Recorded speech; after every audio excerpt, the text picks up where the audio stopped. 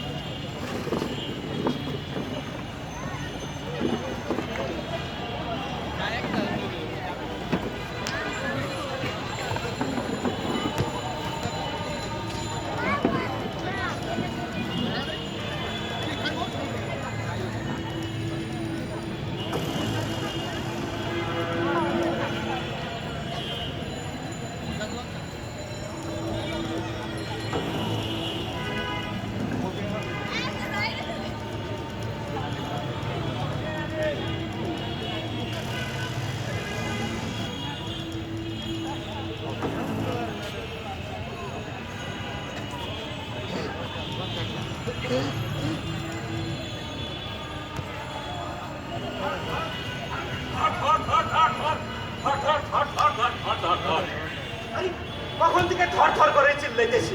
হ্যাঁ, সেই কখন থেকে ধরার চেষ্টা করছে। ওরা ডিম চেষ্টা করছি।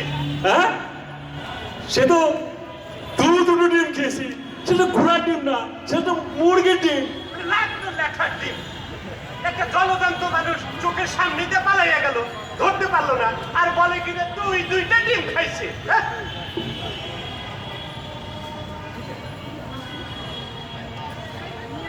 পাইছি।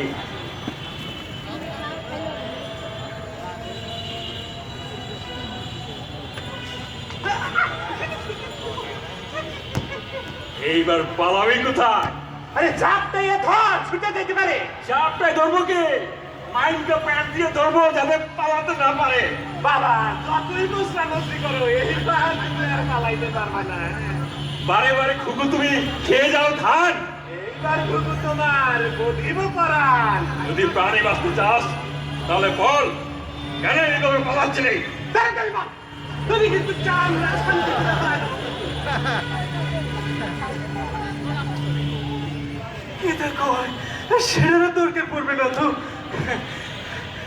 আমি তো পালাচ্ছিলাম না, খুঁজছিলাম। খুঁজছিলাম মানে?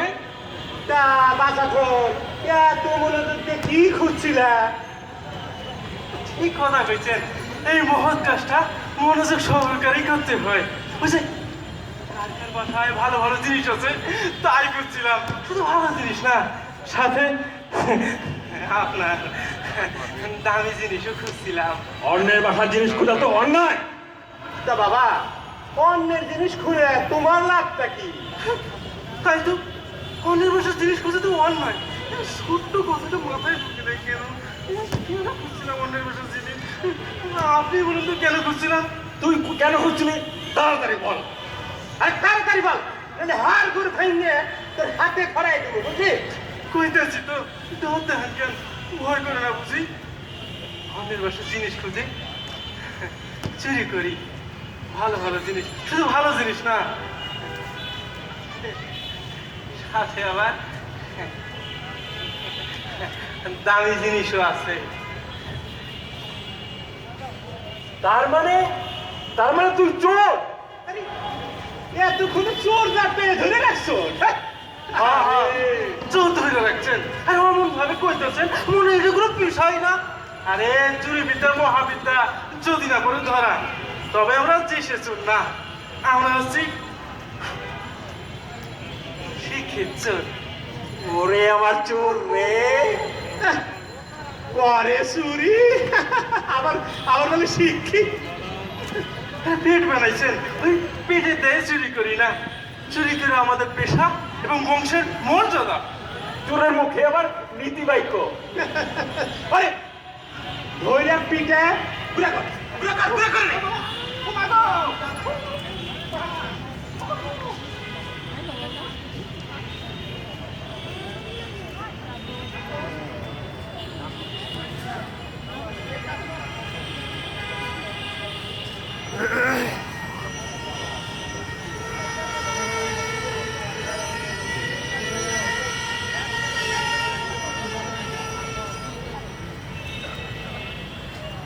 আসিফ,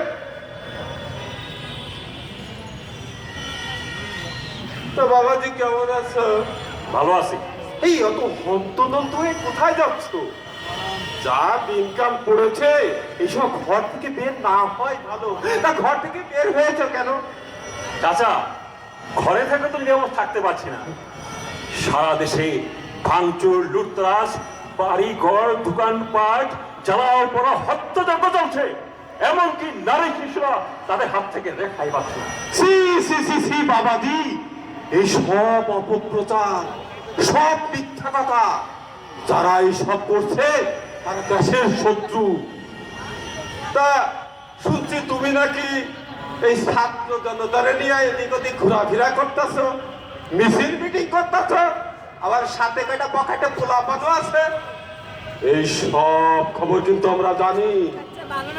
তুমি সাবধানে চলাফেরা কইরো।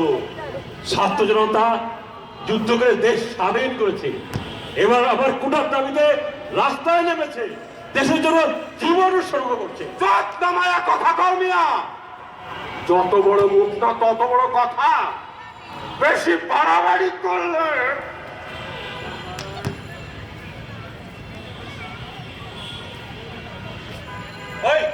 শরীর পালাস কোথায়? আমি বেঁচে থাকতে এই বাংলার জমিনে তোদের মতো লোকদের ঠাঁই হবে না।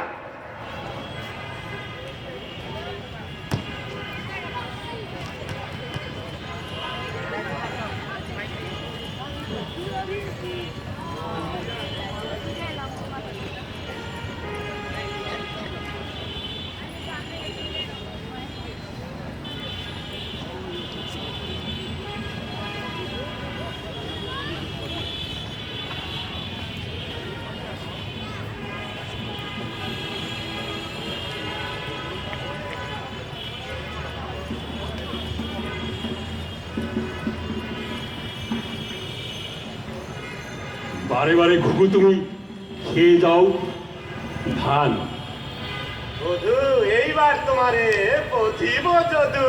স্যার, আপনি আমাকে চোদ বলে অপমান করতেছেন। আমার নাম জায়েদ বিন উসমান। আমি চোর হতে পারি, কিন্তু আমার তো একটা বংশ মর্যাদা আছে নাকি? কালাম ভাই, চোরের আবার বংশ মর্যাদা। বড় চুরি আবার বংশ মর্যাদা। বাপুরে, আপনাদের একটাই কথা বুঝতে পারলাম না, আপনারা মনে শাকসবজি খান না, পুষ্টির অভাব। সেই কখন থেকে বলতেছে আমি দেশের চোর না, আমি হচ্ছে খানদানি চোর।